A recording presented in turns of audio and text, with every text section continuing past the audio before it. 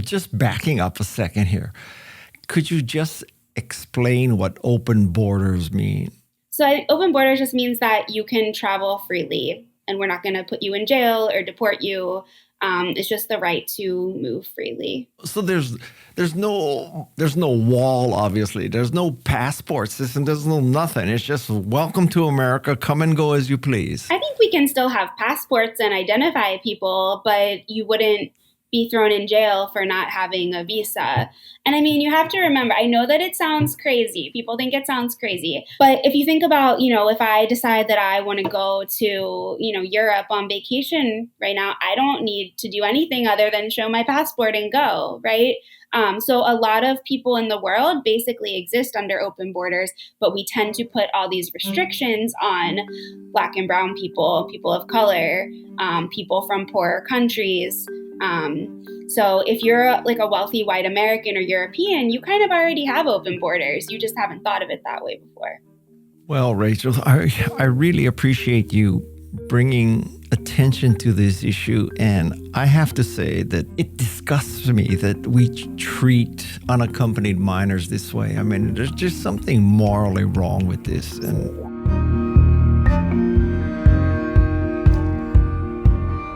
good morning. I'm Guy Kawasaki. This is the Remarkable People podcast. And I know Madison keeps telling me, you're getting repetitious, Guy, but I have to say we are on a mission to make you remarkable. So what we do is look for remarkable people all over the world and bring them on our podcast so that you can listen to them and be remarkable too. And today we have someone who is a CNN hero, which is hero with a capital H. That's a big deal. It's a big reward, a big award. I wish I could be one of them. But anyway, that's an aside. So this is Rachel Rutter. She is executive director of a project called Project Libertad, and she helps unaccompanied minors navigate the immigration system and adjust to living in America. So Rachel Rutter, thank you very much for being on our podcast. Thank you for having me. Let's start off with just explaining what your organization does. It's fascinating that what you do, and it's also kind of depressing that it's necessary that you do what you have to do. So please explain what you do. I think necessary and depressing is like the perfect way to describe my job. Actually, no one's ever said it like that before. So our work is, as you said, primarily with unaccompanied minors, but generally with newcomer immigrant youth. And we have a whole host of services to try to help them adapt to being in the U.S. and take a really holistic approach to meeting their needs. So, of course, on the legal side, with my background as an immigration attorney, we help them apply for different types of immigration status. So that can be things like helping them apply for asylum, representing them in immigration court while they're going through that process, helping them apply for different types of visas they may qualify for. And then we have a whole bunch of social service programs as well to complement the legal services. So we have a case management team that works with kids to connect them with resources that they need in the community, whether that's getting access to medical or dental care, mental health support, whatever the case may be. We offer mental health services, ESL classes, summer camp programs, in-school programming for newcomers. So just really trying to take that wraparound holistic approach. This may sound like a dumb question, but why are these children unaccompanied when they're doing this?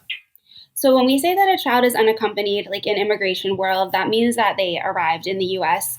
by themselves as a minor, under age 18, without a parent or legal guardian, and with no lawful immigration status. So it's like a very specific meaning in the immigration world, and being designated as unaccompanied when they arrive in the U.S. gives them certain special protections under the law as they go throughout their immigration process.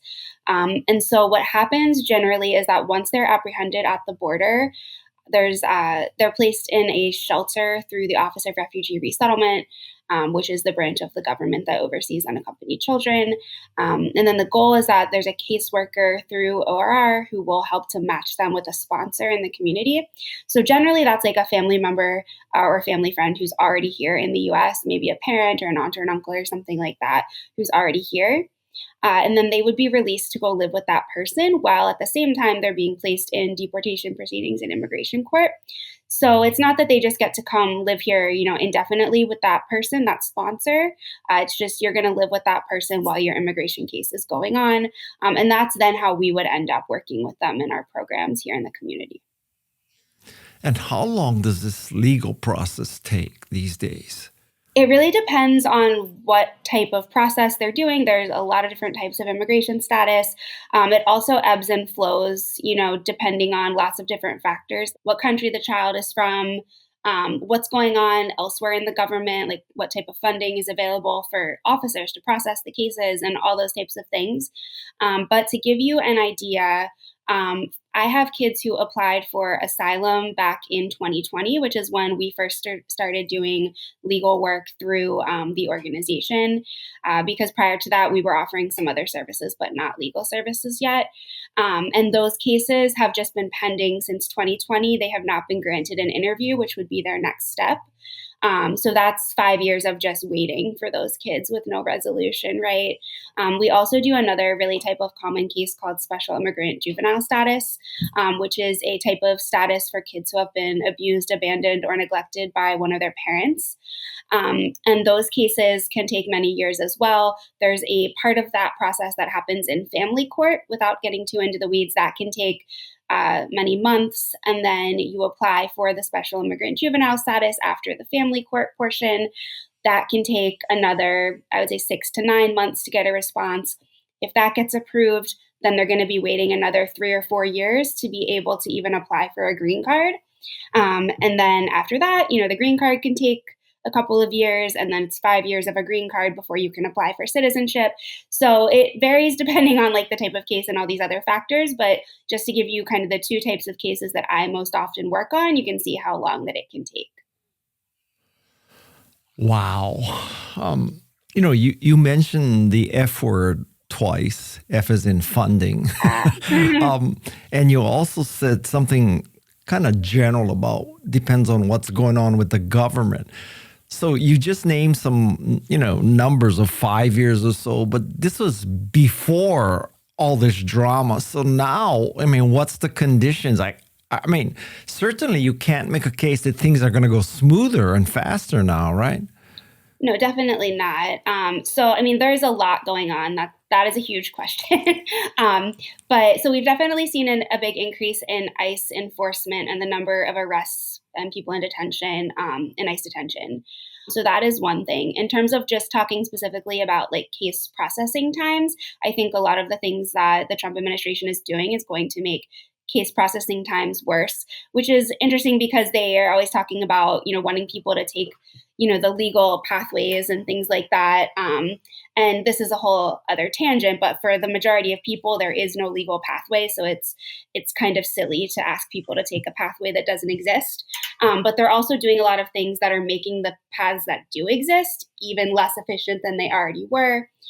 So we already have a huge immigration court backlog, millions of cases backlogged, and they're firing lots of immigration judges. So that's even fewer judges to hear those cases, which creates an even bigger backlog for people who are going through a legal process. And then there's also been lots of different funding cuts across the federal government, as we've seen, that are going to affect employees who would process those cases. So they're doing a lot of funding cuts that are actually making the system even less efficient. At the same time, they're doing a lot to try to chip away at due process and be able to deport people without hearings as quickly as possible. So in that sense, the process can be sped up, but in a very unfair way where people aren't getting a chance to defend themselves and demonstrate that they might qualify for legal status. So it's a lot going on in the world right now. If only they had $5 million each and they could just purchase their citizenship with the gold card, right? So I don't want to be paranoid, or I don't want to, sound like I'm trying to make something out of nothing. But do you think all of this is like on purpose to discourage people from coming? Oh, absolutely.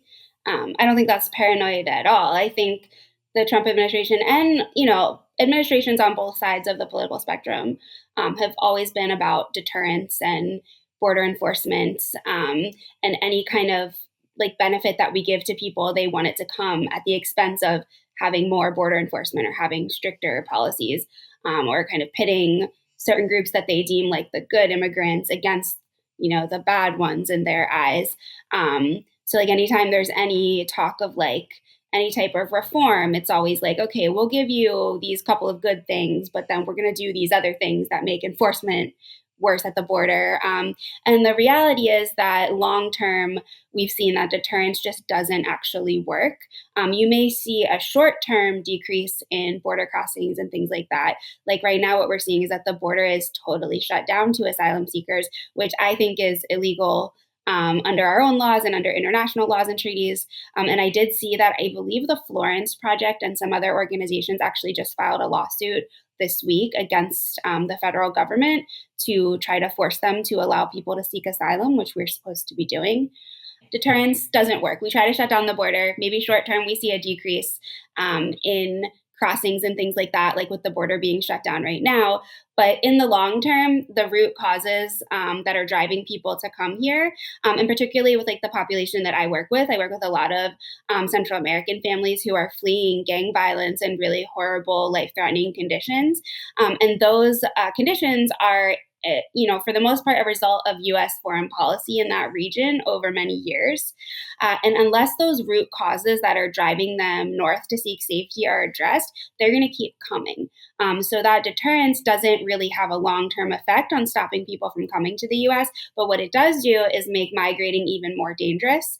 Last year, the United Nations said that the U.S.-Mexico border is actually the most dangerous land route for migrants in the entire world. There are entire organizations and programs at universities that are dedicated to trying to identify people's remains who perish trying to cross the border, because our enforcement and our border wall and all of that stuff forces people to go into more and more like remote routes in the desert, and it's super dangerous. And the government knows that, and they choose to do it anyway, knowing that people will die. In hopes of deterring people. And again, it's just silly because it doesn't actually work, and we know that by now. So this is a dumb question, but I'm not assuming a world of perfect information. So these poor people in Central America, don't know what they're walking into. I'm sure they know what they're walking into. So they know they're walking into years and years of delays and prosecution and deportations and all that shit. And like, it must be that it's so much worse there that they're willing to put up with all this here. So what are they running from? What are they trying to get away from? You're absolutely right. And I always say that when we do, trainings and presentations on this topic, that you have to think about how bad things are that people are willing to come here and go through all of that and go through the dangerous journey to arrive here. So some of the most common stories that we hear, particularly from Central America, which is kind of my niche, is the gang violence. So there's two primary gangs. That's MS-13 and the 18th Street Gang. And they pretty much control large swaths of Central America. In many places, they are synonymous with the government, or the police are working with them. So there's really no kind of outside governmental authority people can go to for help. In terms of the kids that we work with, really common fact patterns are boys, particularly teenage boys, being forcibly recruited into the gang, where they're being threatened that either they're going to be killed or their family members or loved ones are going to be killed if they don't join the gang. And they, either have to leave because those threats are real, and they really do carry those threats out if they won't comply. And kind of similarly with girls, we see oftentimes girls trying to be forced to be like a girlfriend to an older man who's a gang member. And we're talking young girls, 11, 12, 13 years old, who are being forced to be a quote unquote girlfriend to a gang member, right? And if they don't want to, again, there's threats against them and their family members if they're not complying. So we see a lot of girls coming because of that. We also see a lot of like extortion cases where you have to, just to exist in these different gang territories, you have to pay like an extortion tax just to keep your business open, or to ride the bus in that neighborhood, or to pass through that territory or whatever. And if you can't pay it anymore, they start increasing it and you can't pay it, then again, there's like death threats against you and your family. We also have a lot of kids who deal with different types of abuse within their families of origin, whether that's domestic violence, sexual abuse, There's also a lot of kids that we see who are being discriminated against or afraid for their lives because of their gender identity or orientation. So those are some of the really common stories that we hear. We also see a lot of kids who are out of school for a really long time in their home country or have very limited formal education, a lot of child labor trafficking.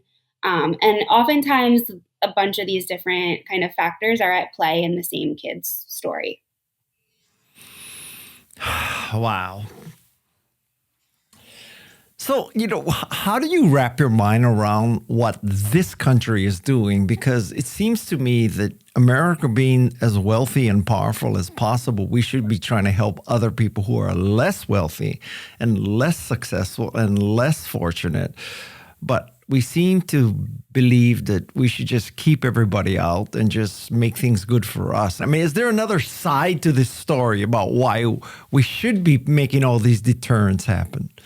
I mean, it's really hard for me to understand. And I think what I tend to find when I talk to people who are anti-immigration is that they really just don't actually know the facts of what they're talking about.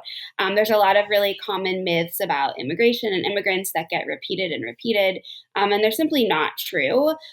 So a lot of times when people will know what I do and try to argue with me or, want to talk about it, or I grew up in, a rural part of Pennsylvania where a lot of the people who live there, are Trump supporters and things like that. So whenever I, come into touch with those people and they want to talk about immigration and things, a lot of the talking points they repeat are just things that aren't true, but they don't know that. So a lot of their belief system about it is just not based in real facts. So, for example, we hear a lot of times, well, my great-great-grandparents came here the right way, so people should just get in line and come here the right way. Well, the reality is that the laws were very different when a lot of our, grandparents, great-grandparents came here, and most of them would not actually be eligible to immigrate to the U.S. under the laws that we have today.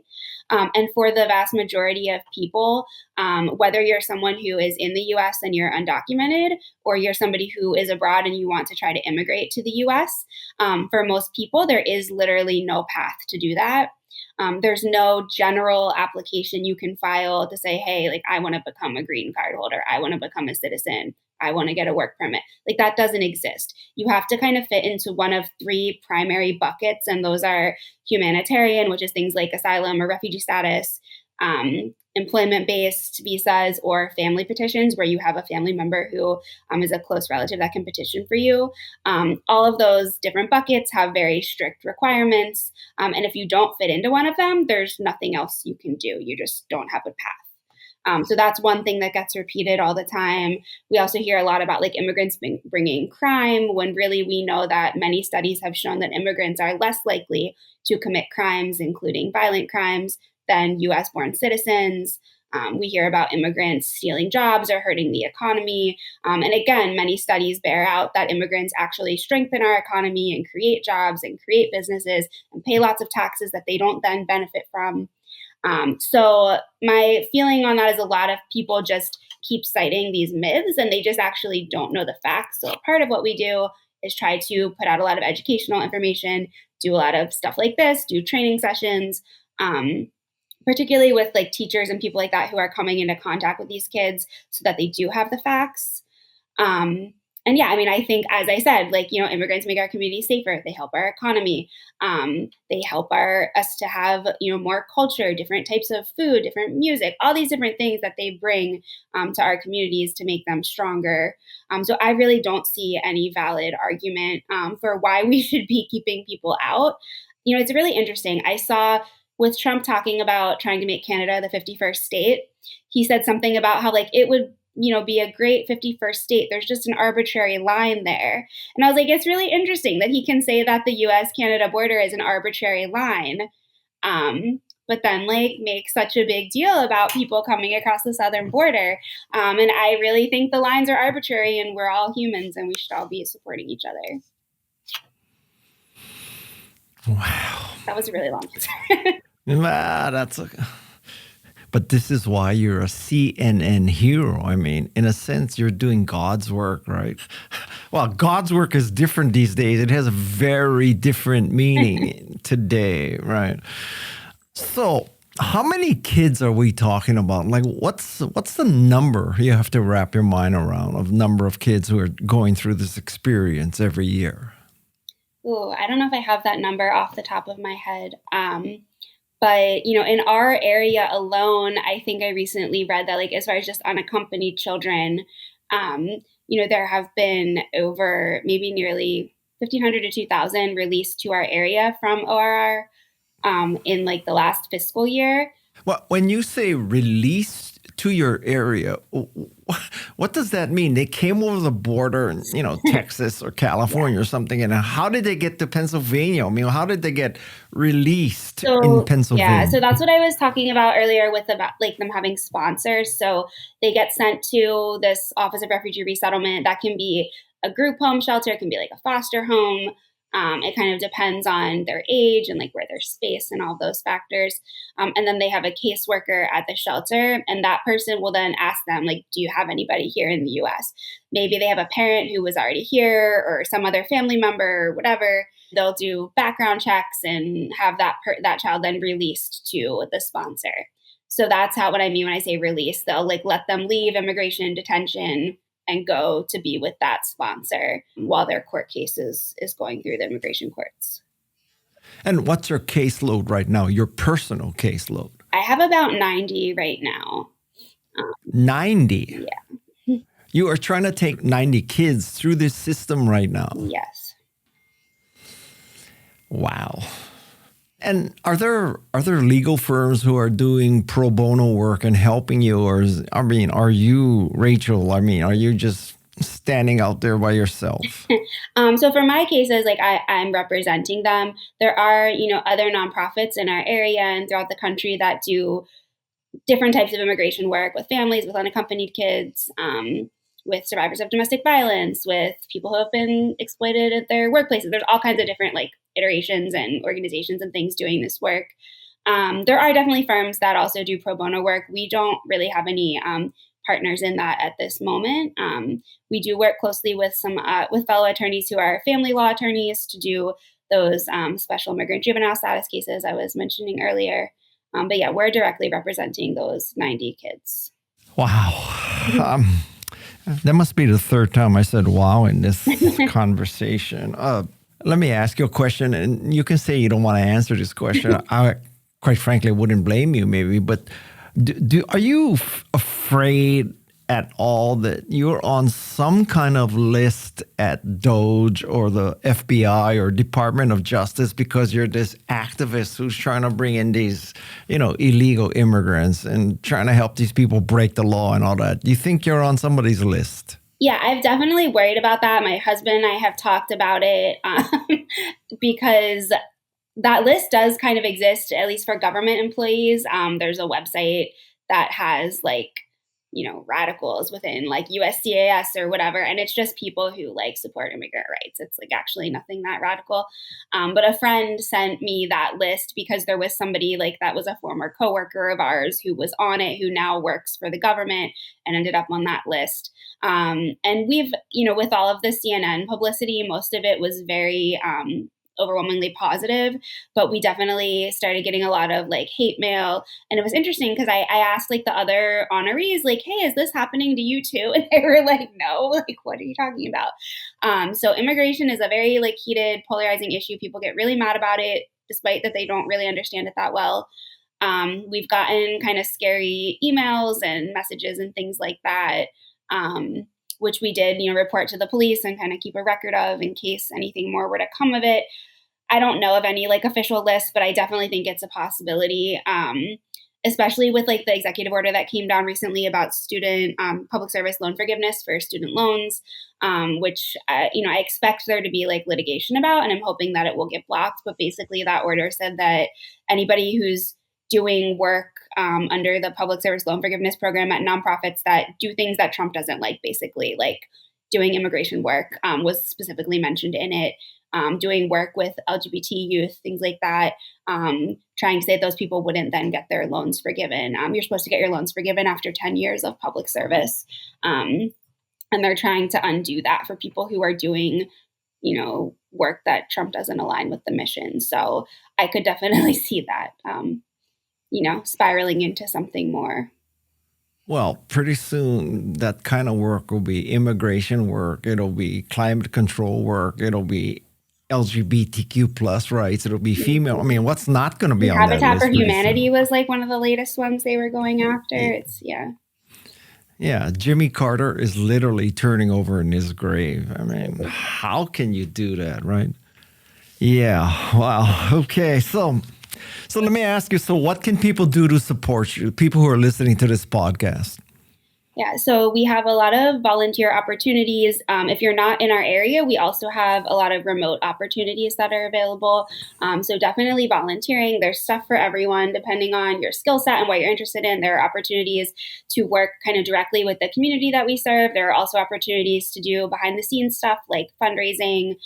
We have remote ESL classes as well that are an option if you're remote but want to work directly with the community.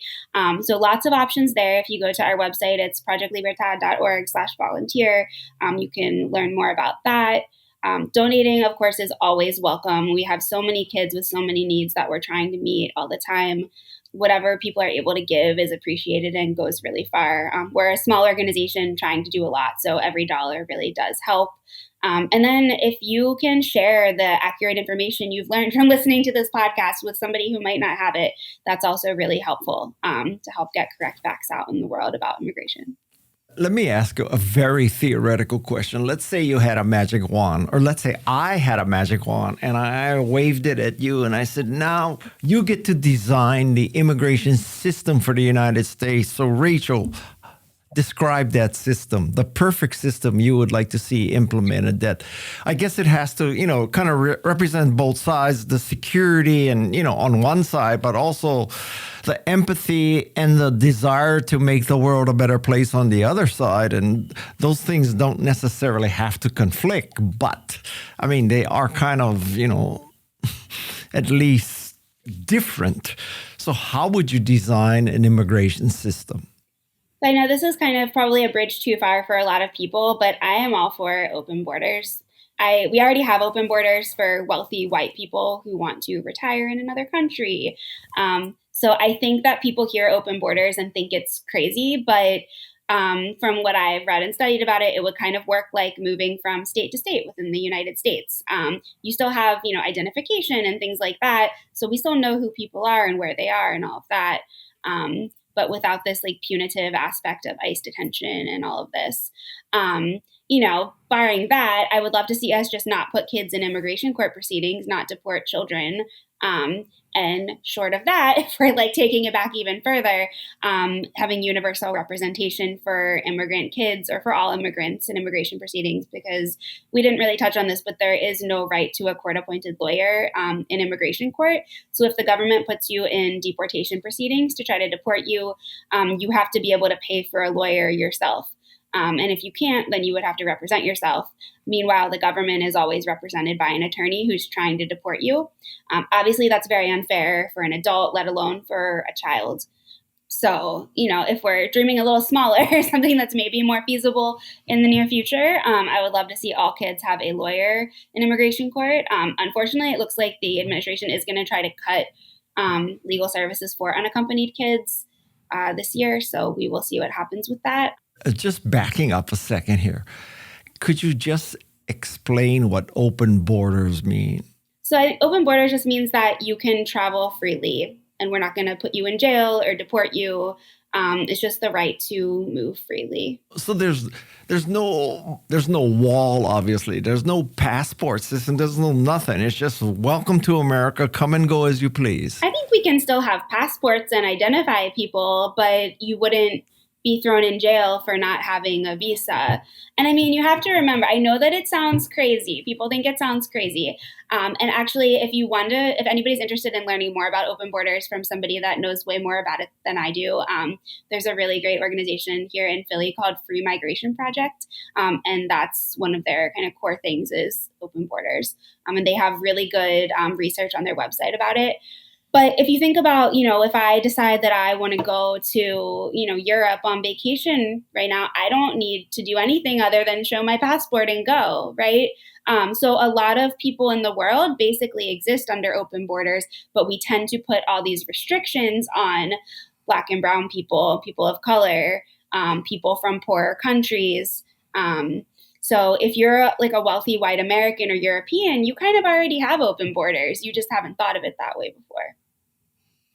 Well, Rachel, I really appreciate you bringing attention to this issue. And I have to say that it disgusts me that we treat unaccompanied minors this way. I mean, there's just something morally wrong with this. And I don't know what else to say. I'll give you as long as you want. Just give your final message to my audience about the issue and what you can do and how you can do it, and just promote the hell out of your organization and the concept so that we can get as much support for you as possible. Thank you. Thank you for having me and for sharing our work too. And my final message is I think that we are heading into a really dark and scary time for immigrants in this country. And if you are someone that has the privilege of citizenship, to be sure that you're using your voice to stand up for immigrant communities and to draw attention to what is happening. We have the Trump administration detaining green card holders. It's really frightening. And I think it's a test to see how far they can go, how far the public will let them go. And I think it's really, really important that all of us who do have that privilege of, of birthright citizenship, and I say privilege in the sense of like we're not, at risk as much as others who don't have that safety net to use our voices to stand up to what's going on right now. I mean, you just mentioned a very interesting topic, which is birthright citizenship. I mean, that literally must make your head explode that could go away. I mean, it is really crazy. And I think like the people who are pushing for it don't realize how easily that could come back on them as well. Because like, where do you draw the line? Like, if we don't have birthright citizenship, then who is to say that our grandparents are citizens? You know what I mean? Like, how far back are we going to take this? And I know that the executive order had specific parameters, but if they are able to do away with birthright citizenship, they don't have to stick to those parameters. And it really could, nobody's has the guarantee of citizenship then. Well, I am third generation Japanese American, and my great grandparents came over to pick sugarcane in Hawaii. So it's not like they had a red carpet welcome when they rolled out into Hawaii. So.